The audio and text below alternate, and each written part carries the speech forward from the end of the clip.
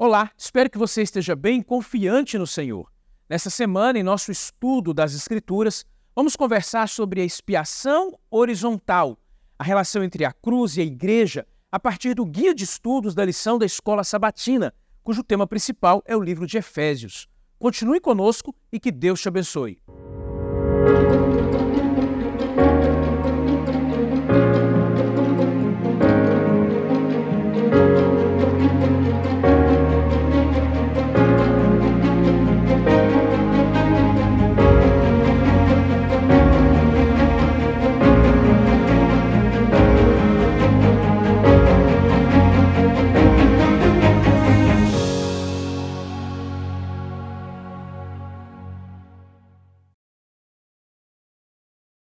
Seja bem-vindo a mais um encontro de estudo da Bíblia, estudo que tem sido mediado pelo auxiliar, a lição da Escola Sabatina, que nesse trimestre trata do tema de Efésios. Nesta semana em particular, nós vamos estudar a expiação horizontal, a cruz e a igreja. E para discutir esse tema a partir da Bíblia, nós temos conosco dois convidados. Eu gostaria de, nesse momento, dar a oportunidade para que eles pudessem se apresentar. Pastor Heber, eu sou o pastor Carlos, nós falamos aqui do Seminário Adventista Latino-Americano de Teologia, que funciona no norte do Brasil, na Faculdade Adventista da Amazônia. É uma alegria estar aqui novamente para juntos participarmos da recapitulação dessa preciosa lição. Obrigado, pastor Carlos. Eu sou o pastor Jean Carlos Zukovski, também parte aqui do Seminário Adventista da região norte do Brasil, e é um privilégio poder participar deste momento. Obrigado, pastor Jean, também por estar conosco. Nós vamos começar esse estudo, então, orando, pedindo que Deus nos conduza aqui no estudo da Bíblia, no entendimento desse tema importante. Pastor Jean, o senhor pode fazer isso por nós, por gentileza? Vamos orar, então. Nosso Deus e Pai, suplicamos a direção do Teu Santo Espírito nesse momento. Nos ilumine para compreendermos a Tua palavra. É o que te pedimos em nome de Jesus. Amém. O verso para memorizar desta semana está no verso 13 do capítulo 2 de Efésios e na primeira parte do verso 14. E diz assim: Mas agora em Cristo Jesus, vós que antes estáveis longe, fostes aproximados pelo sangue de Cristo, porque Ele é a nossa paz, o qual de ambos fez um. Pastor Carlos, qual é o contexto histórico, cultural, religioso que Paulo estava imerso e que faz pano de fundo para esse texto aqui do capítulo 2, especialmente dessa expressão que Paulo utiliza nesses versos? Pastor, para nós entendermos o contexto das palavras de Paulo, que trazem aqui dois tipos de personagens, gentios, que é dito aqui em Efésios capítulo 2, verso 11, portanto lembrai-vos de que outrora vós o quê? Gentios na carne. Quem eram os gentios? Para nós entendermos isso aqui, nós precisamos voltar um pouquinho na história, voltar um pouquinho no tempo, entender que na época do apóstolo Paulo, na época que ele escreve para os Efésios, havia um trânsito muito grande de cidadãos por todo o império. Assim como os judeus estavam espalhados, pessoas de outras nações também transitavam pelo império e vinham para a Judéia. E muitos deles tiveram contato com a mensagem, com o Deus Yahvé pregado pelos judeus. Mas mesmo quando se convertiam, ainda havia diferentes níveis de compreensão da fé. Ainda havia diferentes níveis, às vezes, de educação e de instrução em relação à Torá, em relação aos escritos e aos profetas.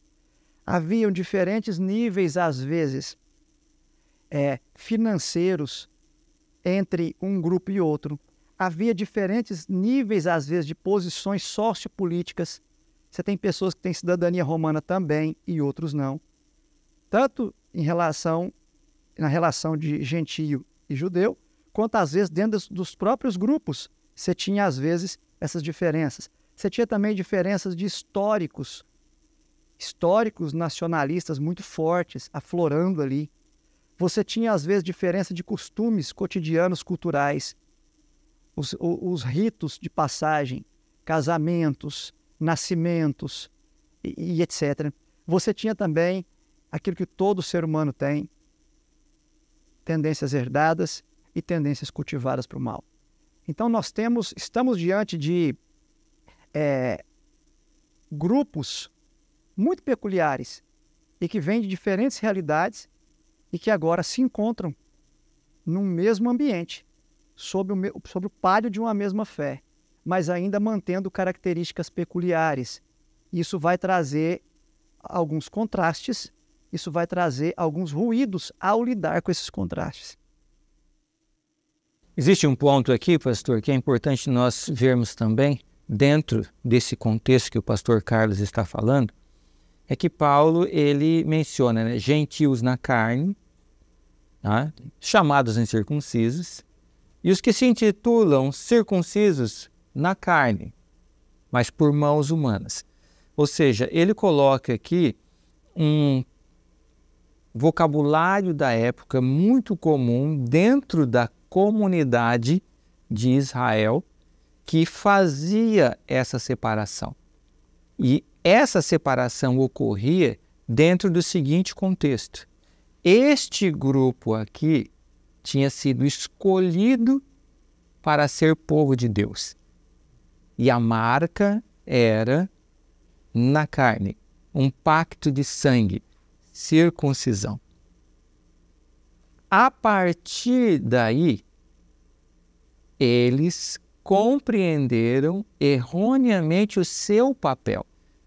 Em vez de serem os representantes para abençoarem todas as outras nações, eles colocaram sobre seus ombros a única possibilidade de ser eleito.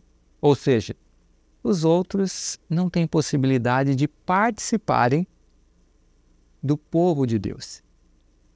É claro que, aparentemente, poderia haver razões para isso. Por exemplo, um membro de Israel, ele poderia estar lá no templo. Poderia estar lá. Mas alguém que não fosse de Israel teria que ir através de uma família judaica para ter a sua intercessão no templo. Isso até a quarta geração. Da quarta em diante, aí ele era aceito como sendo parte de Israel. Ao colocar estas leis, Deus estava colocando que a Israel foi dado conhecimento. Então, quem chegava ali, ele não iria compreender o que estava acontecendo. Então, ele teria como se fosse assim, um mestre, alguém guiando ele na fé, até que eles pudessem entender tudo o que estava acontecendo. Todo o sistema que era comum para Israel.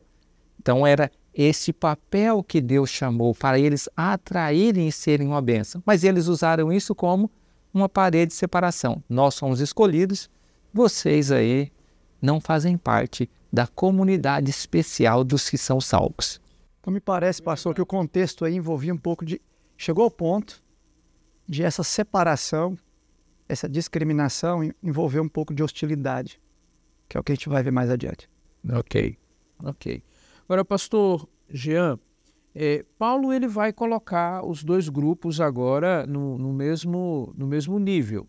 Ele vai equalizar, mas não sem antes fazer algumas observações sobre os dois grupos, né? Sobre os antecedentes dos dois grupos. Que antecedentes são esses que tanto gentios quanto judeus têm e que os equalizam nesse contexto e depois eles sofrem uma modificação e também são equalizados no segundo contexto?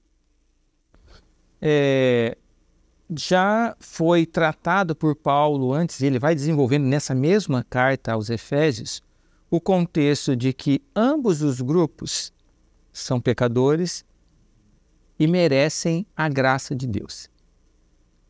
Não há uma distinção entre quem é melhor ou quem é pior. O que havia para os israelitas? A eles foi confiado os oráculos. Eles tinham a revelação especial.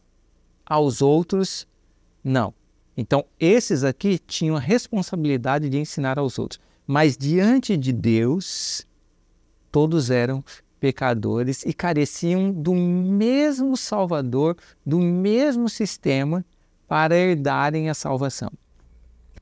Ok, pastor. Um detalhe Sim, pastor aqui Carlos. que eu acho interessante em relação a essa pergunta. Se nós lermos aqui o capítulo 2, verso 12, diz assim, ó: naquele tempo estáveis o quê? Primeiro, sem Cristo. Segundo, separados da comunidade. Terceiro, estranho às alianças da promessa, não tendo esperança. E por fim, e sem Deus no mundo. Então, qual era a situação dos gentios e que chama a atenção, para a qual Paulo chama a atenção aqui?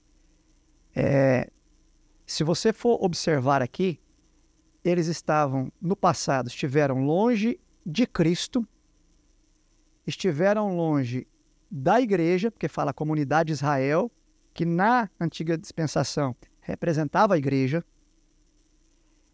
e longe ele diz aqui, ó, o terceiro ponto aqui, ó, estranhos às alianças da promessa. Por meio do que eles conheciam a aliança da promessa? Por meio das Escrituras.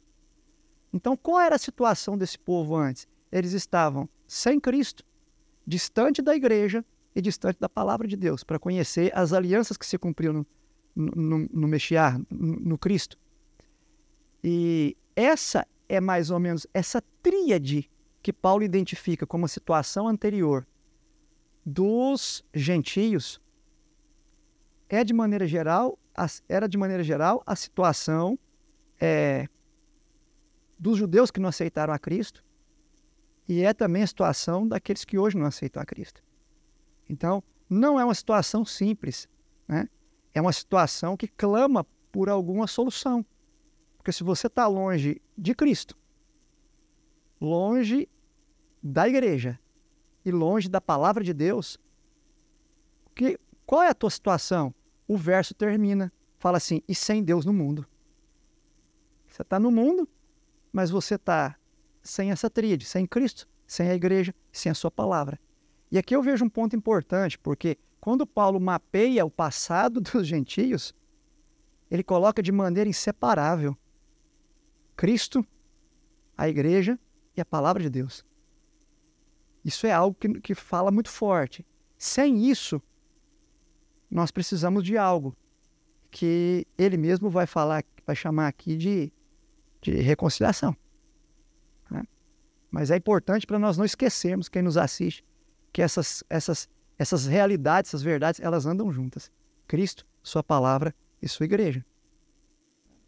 Muito bem lembrado, pastor. E o senhor mencionou aqui o tema da reconciliação, que é o tema central aqui do capítulo. E a pergunta que nos vem à mente é: o que é o sentido, qual é o sentido, pastor Jean, dessa reconciliação? O que a gente quer, o que se quer dizer aqui com esse tema dentro do capítulo 2 de Efésios e do contexto amplo dos escritos de Paulo? Nós temos dois aspectos importantes. Um foi bem abordado na lição passada, mas é importante ressaltarmos aqui. Tanto judeus que tinham toda a aliança, eram parte da comunidade, conheciam, tá?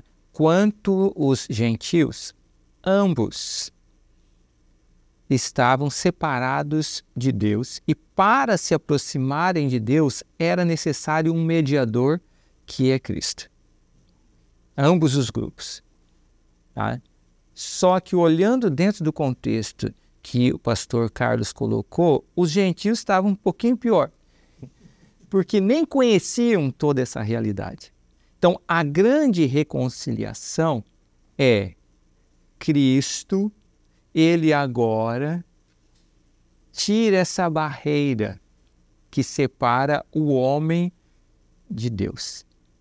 Então, primeiramente, num sentido vertical, ele une a humanidade com Deus. E Paulo vai falar em Hebreus que agora não tem mais nenhum véu de separação. O homem Jesus já está diante de Deus.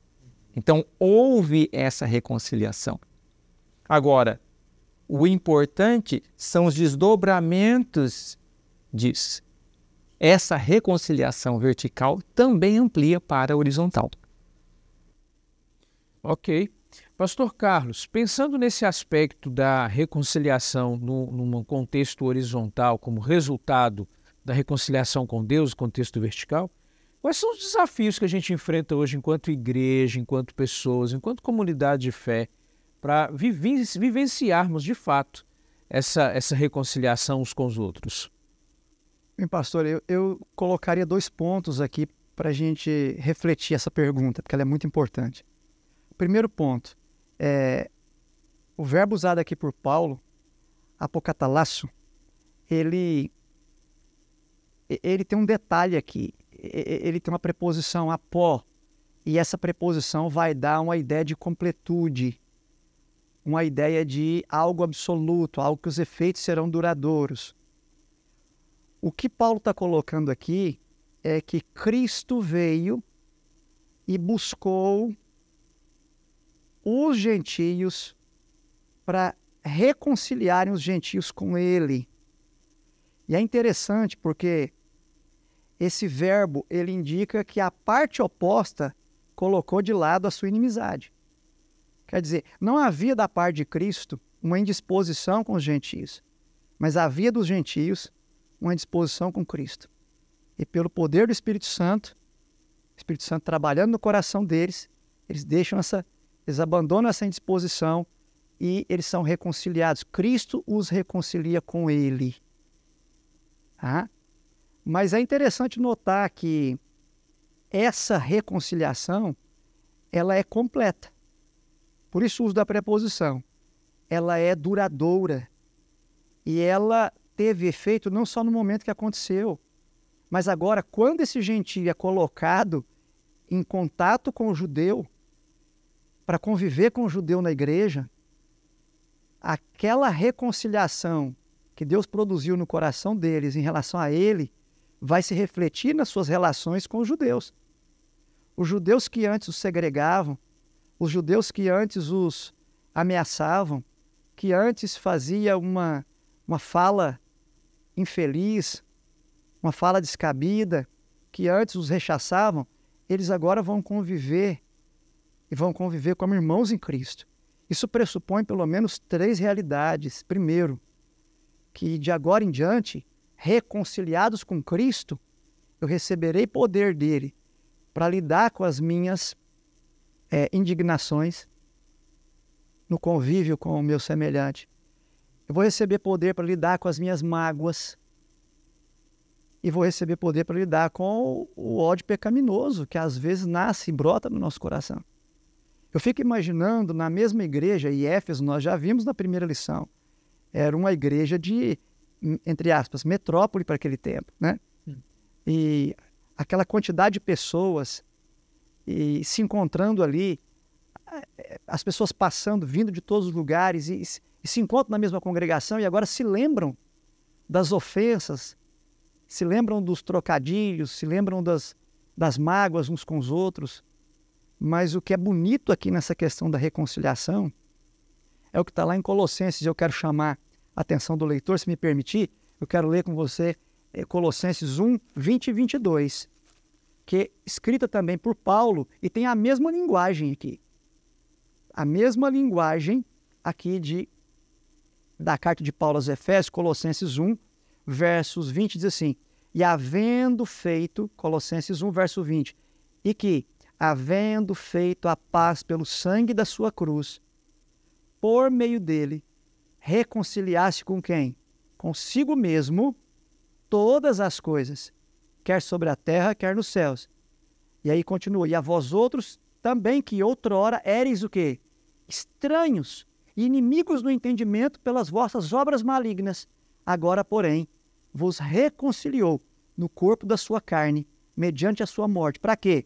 Para apresentar-vos perante ele santos, inculpáveis e irrepreensíveis, se é que permaneceis firmes na fé. Então, pastor, o grande presente de ser reconciliado com Deus é que isso também se desdobra na reconciliação uns com os outros.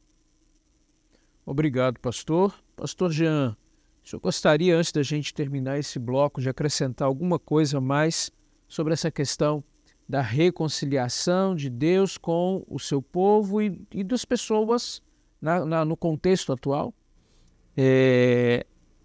Devemos observar um detalhe interessante.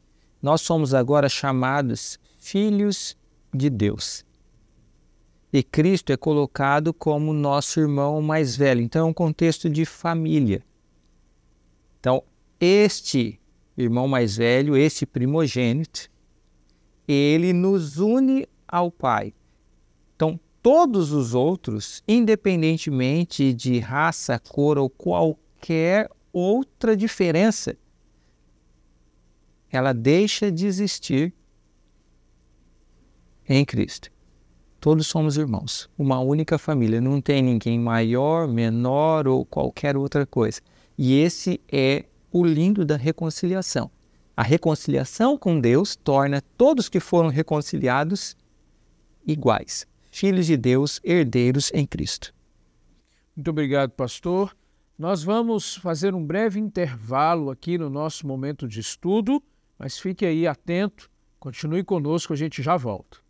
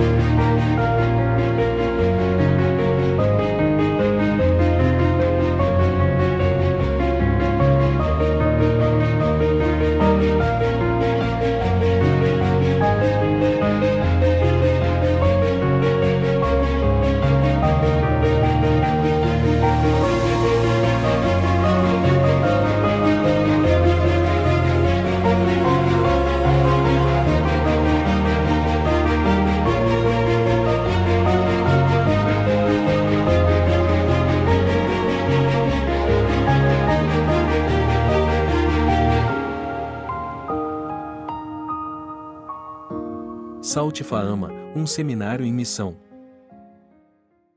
Estamos de volta, continuando aqui com o nosso estudo e vamos agora abordar um outro tema importante, ou a continuidade desse tema importante, aqui que nós estamos discutindo. No verso 15 do capítulo 2, ele vai dizer assim: aboliu na sua carne a lei dos mandamentos na forma de ordenanças, para que dos dois criasse em si mesmo um novo homem, fazendo a paz. Pastor Carlos, nós vamos entrar aqui num tema que para alguns parece difícil. Há diferentes concepções aí no mundo ao nosso redor que utilizam esse texto para afirmar, para dizer que os 10 mandamentos eles perderam a validade ou têm validade parcial. Paulo está falando dos 10 mandamentos aqui, ou ele está falando de outra coisa? Veja, pastor, nós temos pelo menos 3 evidências aqui de que Paulo não está falando aqui da lei moral de Deus. Os 10 mandamentos que estão estampados lá em Êxodo foram escritos pelo dedo de Deus e colocados nas mãos de Moisés lá no Sinai, mas que antecedem a isso. Vão lá, antecedem ao Éden, quando Cristo explicou a Adão o que era a lei de seu governo para o universo. Mas vamos ver as 3 evidências de que essa frase de Paulo aqui não se refere aos 10 mandamentos. Primeira evidência, nós temos aí uma evidência linguística. A palavra ordenanças aqui é a palavra dogma. A palavra, lendo aí, fazendo a releitura, aboliu na sua carne a lei dos mandamentos na forma de ordenanças, na forma de dogma. Esse termo, ele acontece 5 vezes no Novo Testamento. E as 5 vezes que ele acontece, ele não diz respeito aos 10 mandamentos. Ele diz respeito a alguma ordem ou alguma norma escrita por seres humanos. Essa é uma evidência muito, muito forte. Segunda evidência, aqui a evidência estrutural do texto. Capítulo 2, verso 11. Capítulo 2, aqui no verso 11, fala assim, portanto, lembrai-vos de que outrora vós, gentios na carne, chamados o quê? Incircuncisão, por aqueles que se intitulam o quê? incircuncisos na carne por mãos humanas. Então, que tipo de ordenança Jesus Cristo resolveu com a cruz? Ritos que apontavam para o que ia acontecer na cruz. O pacto de sangue que ia acontecer na cruz, que era simbolizado no rito ali de circuncisão, um dos símbolos que apontavam para o derramamento do sangue, ele é agora objeto de discussão, inclusive de uma gíria. Os gentios eram chamados de incircuncisão. Até hoje a gente ainda brinca, né? Oh, fulano é incircunciso. Quando a gente quer dizer que ele não está andando de acordo com as normas divinas, a gente, né? É uma brincadeira que se faz, mas mesmo essa brincadeira, ela carrega um tom pejorativo do termo incircunciso. Um tom que adquiriu depois. Então, qual era o problema aqui? O problema aqui era relacionado a um rito que já tinha encontrado o seu significado na cruz do Calvário, mas que ainda era usado pelo povo judeu como uma exigência para se caracterizar a aceitação da aliança. E esse é o tipo de ordenanças que foi abolido na carne. Aonde era feita a circuncisão? Na carne. O que saía? Sangue. Aí vamos para o verso 15. Aboliu aonde? Cristo aboliu aonde? Na sua carne, a lei dos mandamentos na forma de quê? Ordenanças. Quer dizer, aquele rito alcança seu significado naquilo que Cristo fez. Então, essa é uma segunda evidência. O próprio texto diz do que está falando aqui. E terceira evidência, os usos paulinos da lei de Deus. Os usos paulinos da lei de Deus. A nossa própria lição, e os irmãos que nos acompanham, os amigos que nos acompanham aí, tem aí na própria lição, o autor colocou aí uma série de textos, aqui mesmo em Efésios, onde Paulo evoca a perfeita validade de mandamentos da lei de Deus, da segunda tábua da lei. Por exemplo, quinto mandamento em Efésios 6, né, que é honrar pai e mãe. Outros mandamentos, sétimo mandamento em Efésios 5, a questão do adultério. Oitavo mandamento, Efésios 4, 28, roubo. Falso testemunho, nono mandamento, está lá em Efésios 5, 5. Então, se Paulo tivesse aqui falando da lei dos 10 mandamentos, ele estaria sendo contraditório em depois, no próprio livro de Efésios, na própria carta aos Efésios, ratificar a validade e o pleno vigor dessas orientações de Deus para benefício da sua igreja. Isso para não falar se a gente for para outras cartas. Se a gente for, por exemplo, para Romanos 2, 25, 29, Romanos 7, 12 e 14. Tem algum problema com a lei? Não. O problema está com o pecador. Então, são 3 evidências aí bastante importantes para nós entendermos, mesmo a partir do contexto mais imediato, que Paulo aqui não estava falando da lei dos 10 mandamentos. Existe um aspecto também interessante dentro da questão do contexto que ao abolir essa lei de mandamentos na forma de ordenanças, ocorre a reconciliação. Então a minha pergunta é, para se ter reconciliação, é porque houve uma ruptura. Tá? Então eu estou agora reconciliando, refazendo algo que se perdeu. Esse que se perdeu não está ligado à questão dos 10 mandamentos. Os 10 mandamentos apontam para o caráter de Deus. Então, o que se perdeu, o que causou a separação é o pecado. Então, essas ordenanças eram ordenanças que apontavam como Deus ia resolver o problema do pecado. E não apontando como era o caráter do próprio Deus. Então, os 10 mandamentos apontam para o caráter de Deus. As leis em forma de ordenanças apontam para a solução de Deus para resolver o problema do pecado e vindicar o seu próprio caráter, que é a sua lei. Obrigado, pastor Gênero, por esse complemento. Agora, nos ajuda aqui, há uma situação aqui no texto que dá a impressão de que os judeus da época de Paulo e mesmo os judeus convertidos ao cristianismo ainda não haviam compreendido plenamente o sentido dessas leis e sua aplicação em relação a Cristo e ao trabalho de Cristo a partir da cruz. É exatamente isso? Eles haviam essa dificuldade de compreender isso ou fazer uma aplicação equivocada da lei? Sim, nos diferentes lugares que Paulo apresenta esse contexto, se percebe o seguinte: eles aceitam a Cristo, mas estão tão acostumados com a sua tradição religiosa que não conseguem perceber que aqueles ritos apontavam para Cristo e davam validade a Jesus de ser o Messias. Então, se a pessoa está partindo para o ato de circuncisão, ele está dizendo assim: o Messias não veio ainda, eu preciso continuar fazendo esse rito. Se eu continuo oferecendo esse sacrifício de holocaustos ou ofertas pacíficas ou qualquer uma delas, eu estou dizendo, ainda não veio o Messias. E esse é o ponto forte de Paulo, onde ele está dizendo, olha, despertem.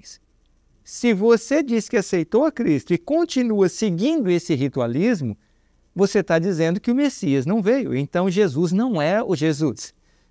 Ele não é o Cristo. E aqui é até a expressão, né? Nós falamos Jesus, o Cristo, e não entendemos que Cristo é um título, é o Messias em grego. Por isso que fala, esse aqui, Jesus, o Cristo, é o Messias prometido. E é isso que você vê em todos os evangelhos. Eles mostrando, lembra que foi escrito?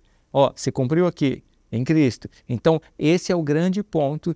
E é normal, às vezes, nós mantermos esses equívocos e essas tradições. Você vem, às vezes, de uma tradição religiosa e vem para o cristianismo. E, às vezes, um tempo ainda continua seguindo, sem perceber, aquela tradição que não vê as contradições que existem entre os dois ensinamentos. E isso que estava ocorrendo aqui com o povo judeu. Muito obrigado, pastor Jean, por nos ajudar aqui a entender ou esclarecer melhor as razões por que Paulo está preocupado com a aplicação equivocada que ainda é feita no seu tempo em relação à questão das ordenanças. Agora, pastor Carlos, é interessante aqui que o texto que nós lemos, que nós estamos discutindo, que ainda é o verso 15, ele termina com uma expressão, depois de dizer que criasse dos dois em si mesmo um novo homem, termina com a expressão fazendo a paz. Paz é um tema que aparece em alguns momentos nos escritos de Paulo, especialmente aqui no livro de Efésios. Mas paz tem que sentido aqui? É só ausência de conflito? Ou tem algo mais para o pensamento de Paulo, que é judeu e que agora está apresentando isso no contexto do Evangelho de Cristo? Essa palavra se repete 3 vezes aqui no capítulo, principalmente nessa sessão em que nós estamos estudando nessa semana. E é interessante notar que ela aparece a primeira vez no verso 14.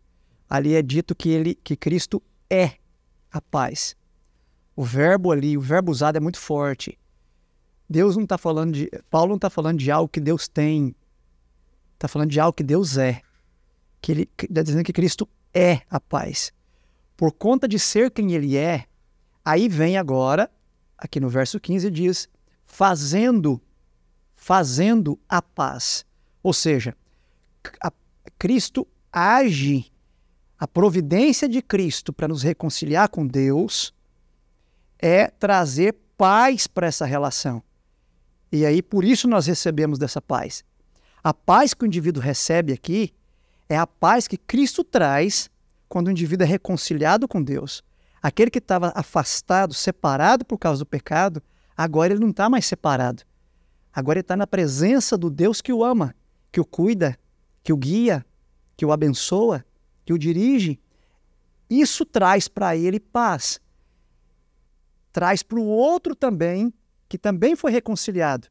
E quando todos esses reconciliados desfrutam dessa paz, que não é a ausência de tribulação, não é a ausência de problemas, essa paz é o sentimento de serenidade que vem da confiança de que você agora está junto a Deus e que nada do que você de fato precisa vai lhe faltar na medida em que você continua dependente dele e vai caminhar com ele os caminhos que ele tem para você.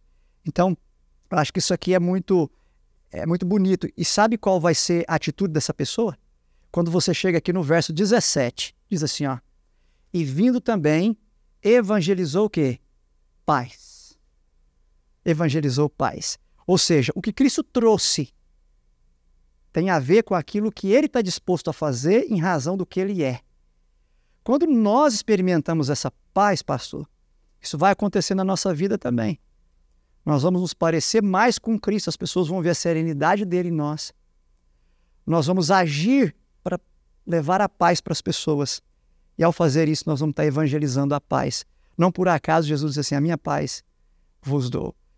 Como o mundo seria diferente se nós levássemos para o mundo a paz que Cristo nos oferece, né? Isso é verdadeiro, pastor. E dentro desse contexto de evangelizar, aqui se coloca a figura de uma instituição, que é a instituição igreja, né? E Paulo ele vai trazer essa figura dessa instituição como um templo ou como um edifício, que é um edifício ele vai dizer aqui no verso 20, né? Edificado sobre o fundamento dos apóstolos e profetas, sendo ele mesmo, Cristo Jesus, a pedra angular. E ele vai usar aqui duas figuras, pastor Jean.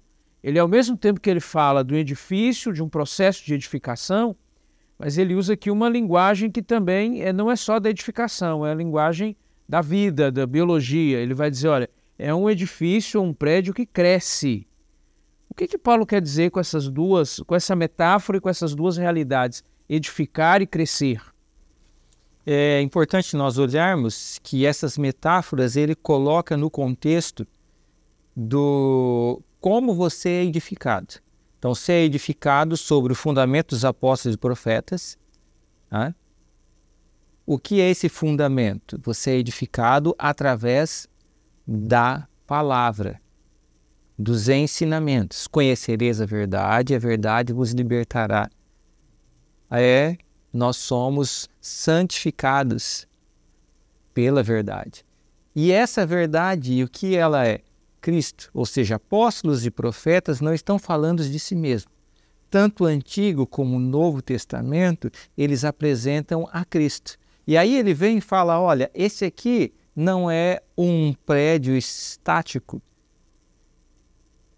Porque nós imaginamos uma construção, construiu, pronto. E não são feitas reformas. É um prédio em contínuo crescimento. É como se você conheceu um pouco de Cristo, de repente acontece o quê?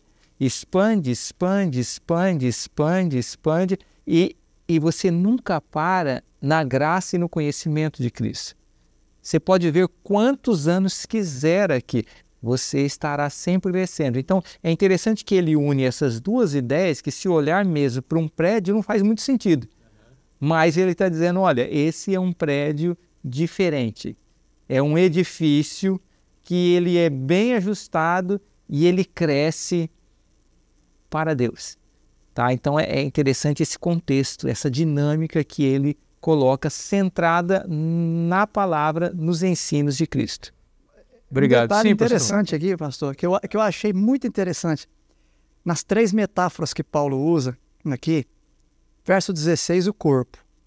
Verso 19, a família. E verso 21, o edifício, ou templo. É interessante notar que nas três figuras, você tem o ponto principal e o que se desdobra do ponto principal. Se você for olhar aqui no verso 16, você vai ver um só corpo com Deus. Quer dizer, em outros lugares, em outras cartas, Paulo vai desenvolver quem é o cabeça desse corpo. É Cristo. E Cristo é Deus. Então, tem um corpo, quem é o cabeça desse corpo? É Deus, é Cristo. E quem são os membros?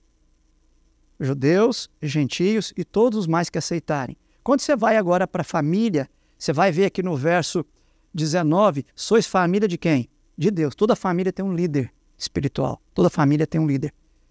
Quem é o líder dessa família aqui? Deus. Quem são os liderados? Quem são os irmãos? Somos nós. Quando você vai para o edifício, esse edifício inclusive lá em Timóteo, vai dizer que a igreja é coluna e baluarte. Os dois termos gregos usados ali, coluna e baluarte. A base e as colunas. Aqui está falando que antes da base e a coluna, tem também, lá é base, aqui é pedra angular. Então, quer dizer, a partir da pedra angular, o edifício cresce. As outras pedras são trazidas e são colocadas. Então, é interessante que as 3 metáforas seguem a mesma lógica. Nós temos uma base. Na família nós temos um pai. Tá? No corpo nós temos um cabeça.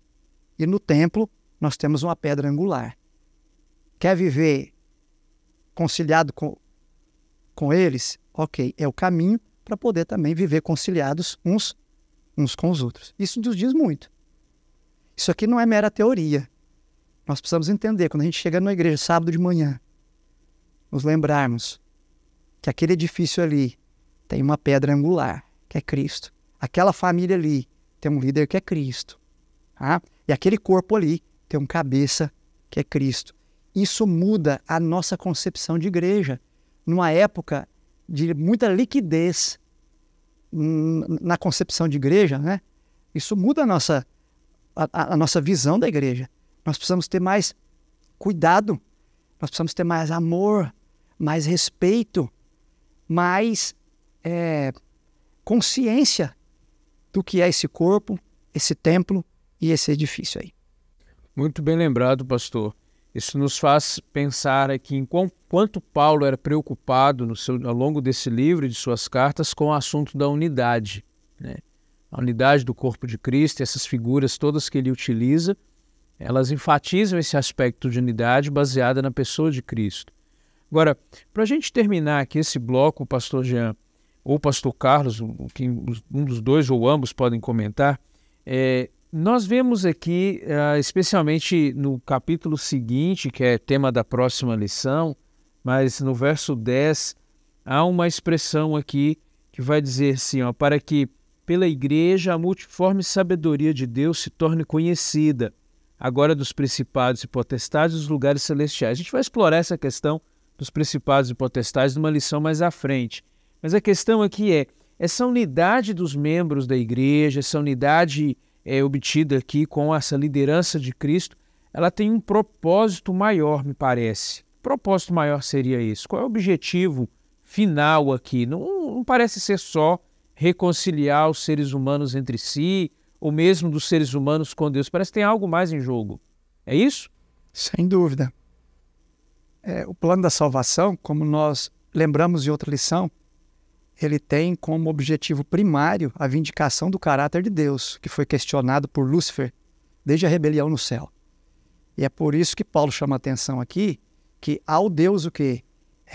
Deus reconcilia o ser humano pecador consigo mesmo. O ser humano não tem condições de reconciliar a si mesmo com Deus, mas Deus vem e faz essa reconciliação. Para quê? Justamente para combater aqueles argumentos do inimigo de que Deus seria intolerante com quem um dia falhasse com ele.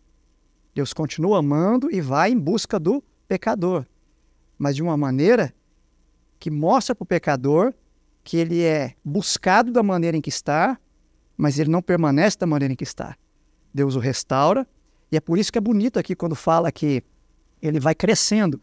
Eu não sei se a gente prestou atenção como estudantes da lição, isso aqui, verso 21, no qual todo edifício bem ajustado cresce para santuário dedicado ao Senhor. Olha que interessante, na época, como é que as grandes construções eram feitas? Era colocada a pedra angular, a partir da qual todas as demais eram medidas e encaixadas, e todas as pedras, principalmente na construção do santuário, a construção do Templo de Salomão, depois na Zorobabel e depois de Herodes, as pedras foram talhadas fora. Ali nenhum martelo ou cinzel podia trabalhar ali.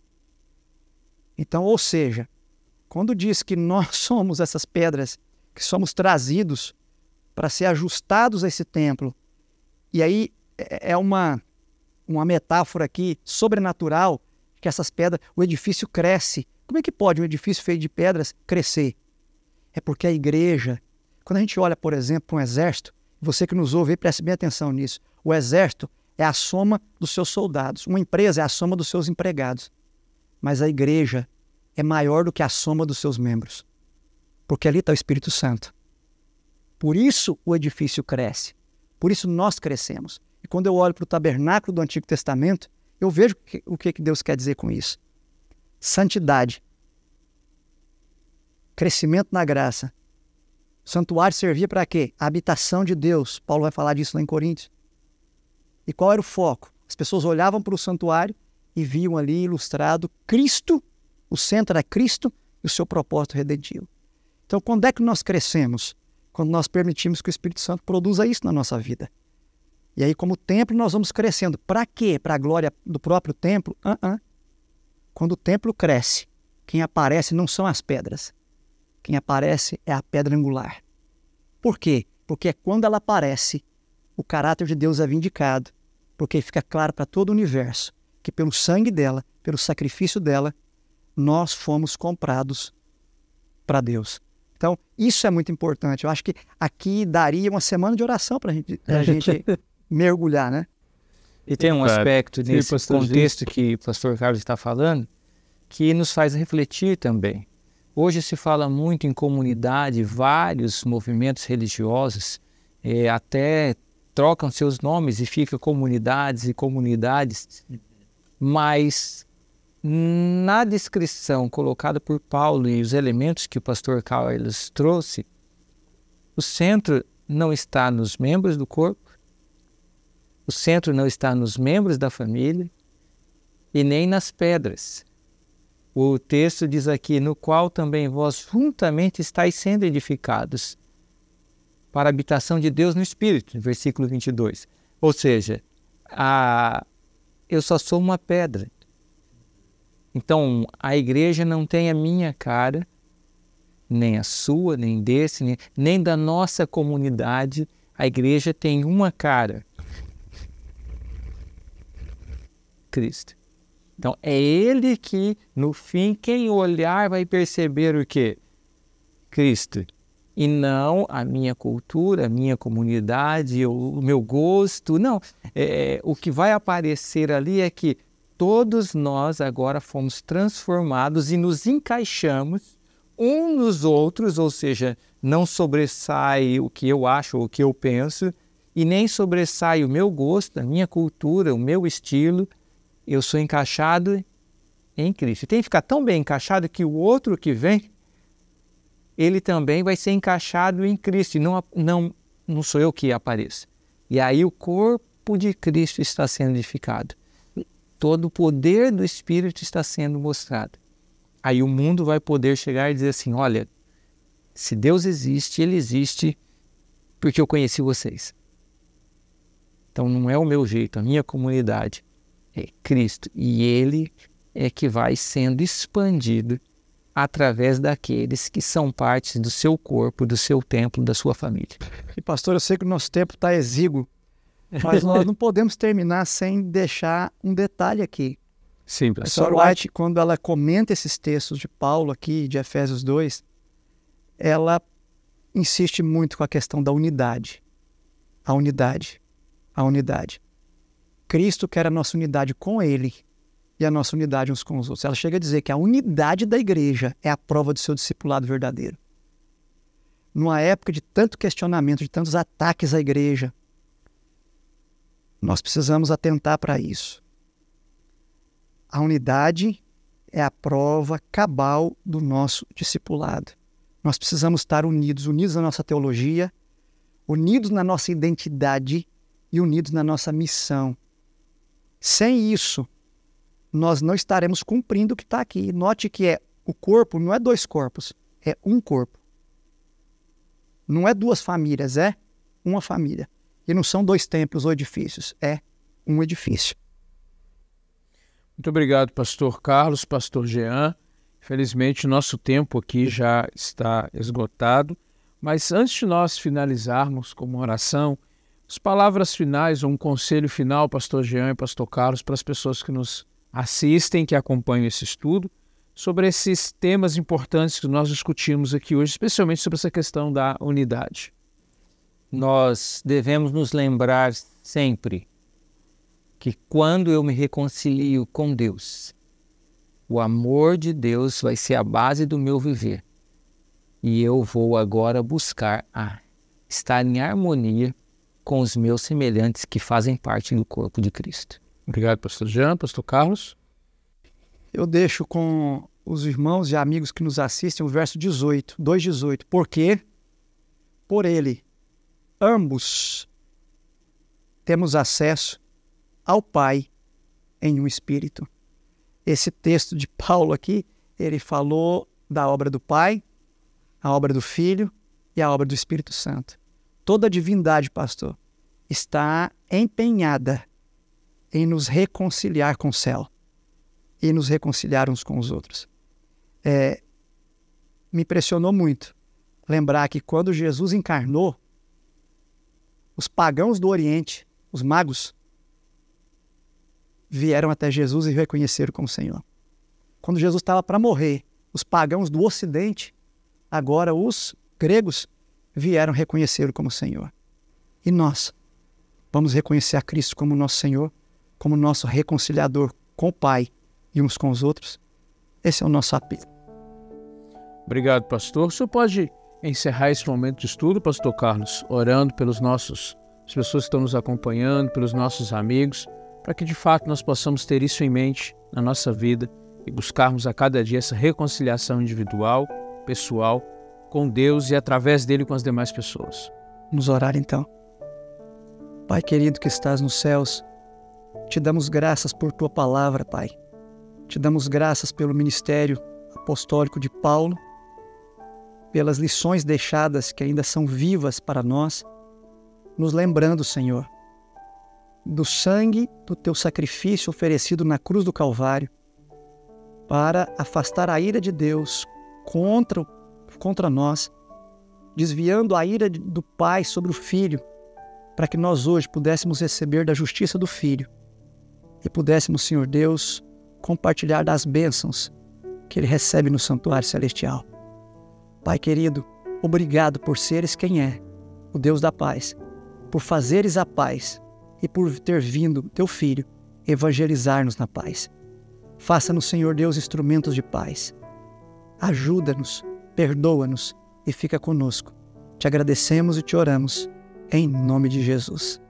Amém. Amém. Obrigado, pastor Carlos, pastor Jean, por ter estado conosco. Obrigado a você que nos acompanhou ao longo desse encontro, do estudo dessa semana. Semana que vem nós estamos de volta, continuando o estudo do livro de Efésios e vamos falar sobre o mistério do Evangelho. Participe conosco de novo e até lá.